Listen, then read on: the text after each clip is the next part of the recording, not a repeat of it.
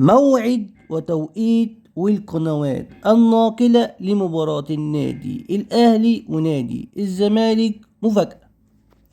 يدخل النادي الأهلي ونادي الزمالك بدوافع مشتركة في حصد الثلاثة نقاط، ويسعى الزمالك وبقوة إلى تقليل الفارق مع أصحاب المراكز المتقدمة بعد التأهل للمرحلة الحسم. ويحتل نادي الزمالك المركز الثالث برصيد 32 نقطة وبفارق 10 نقاط على المتصدر بيراميدز.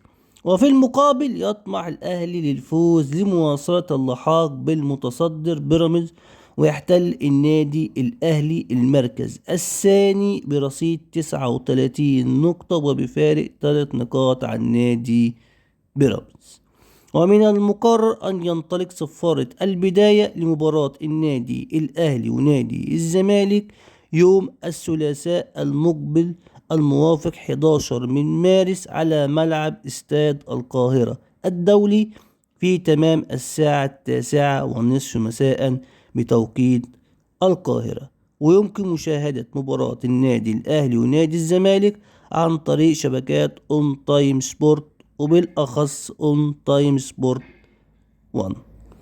متنسوش يا جماعة الاشتراك في قناة محمود الزنفري، ومستني دعمكم باللايك الجميل، ومستني آرائكم في الكومنتات ما هي نتيجة مباراة النادي الأهلي ونادي الزمالك. والسلام عليكم ورحمة الله وبركاته.